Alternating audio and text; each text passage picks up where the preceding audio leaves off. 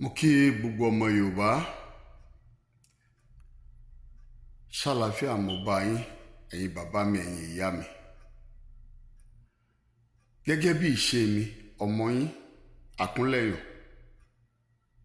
mo ní kí n tún mú eléyìí wá sí etí ìgbọ́ yín.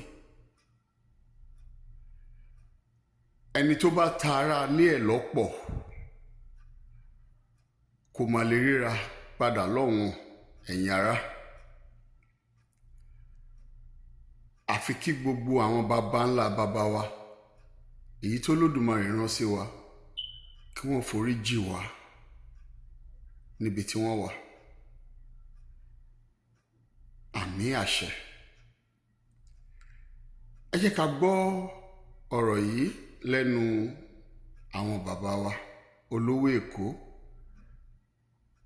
Àkànbí Ọlọ́ba, MC Bàbá àti gbogbo àwọn tí wọ́n jọ gbé ọ̀rọ̀ yìí sáfẹ́fẹ́. Ẹ jẹ́ ká jọ gbọ́. Ẹ ṣé púpọ̀. Ẹ ṣé.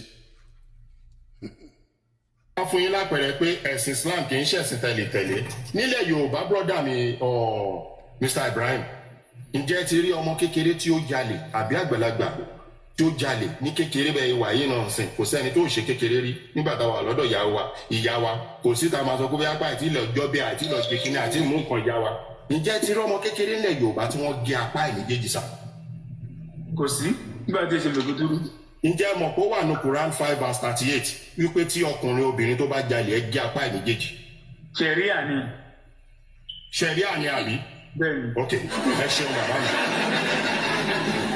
Ok, ẹ jọ sà, ìwé tó wá mú nǹkan wá tí kò mú solution wá. Ọwọ́ bàbá wa tó wá rí i pé ọmọdé jalè, a ní ewé àti egbò láti mú olè yẹn kúrò lójú ẹ̀ nítorí pé orú ọmọ yẹn àmọ́ nǹkan tó máa dà lọ́la. Ṣẹ̀ríà tó wá ní kó gé apá ọmọ 12 years méjèèjì. Mr. Ibrahim, ẹni sùúrù sà,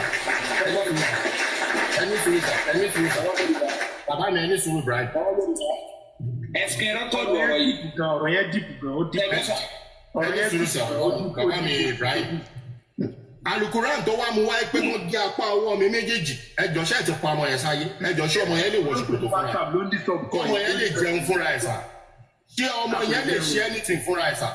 Ṣùgbọ́n ìwọ́n ló lè bá kò wúlò fúnra ẹ̀ mọ́, wọ́n ti pa sáyé. Alukuran ó mú ẹ̀sìn wá ṣùgbọ́n kò mú solution wá. Ọwọ́ bàbá wa mú àṣà àti ṣe ìtẹríba àti solution yìí pé tí ọmọ bá yà pátá ẹ lọ já ewé ilé ìmọ̀ ewé ẹ já egbò ilé ìmọ̀ ilé ẹ fi yọ kó lójú ẹ.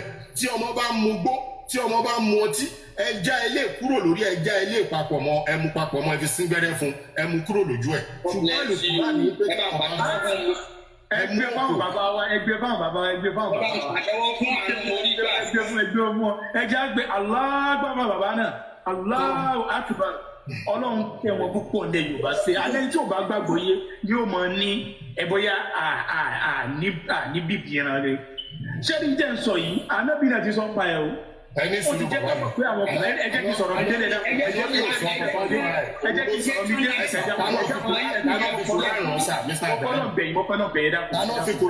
Táná fi Kùránù rán sà. Anábì máa. Ẹ wá ní ànábì sọ nípa ẹ̀, bọ̀ tó sọ nínú Quran 5:38 ipe téèyàn bá jalè ẹ gé apá ẹ̀. So kí ló dé tí ànábì ò ṣe sọ́ńbẹ̀ yìí pé ẹ lọ mú làbídùn pẹ̀lú omi kìíní kan ẹ pápọ̀ mọ́ ẹ fi yọ ọ́ ọ̀tọ̀ ní tọ́lọ́ ní oníkálukú. Ẹ farabalẹ̀ fẹ́ ẹ̀ lóò. Bàbá ẹni sùúrù Mr. Ibrahim. Ẹ̀yin ẹ ti sọ̀rọ̀ látẹ̀kẹ́. Ọmọ Yorùbá, ọ̀rọ̀ lẹ́gbọ́ yìí o. Ṣé rí olówó Èkó,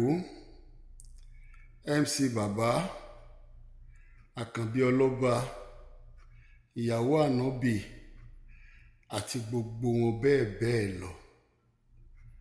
Iṣẹ́ Olódùmarè lẹ̀ ń jẹ́ láàrin ìran yín.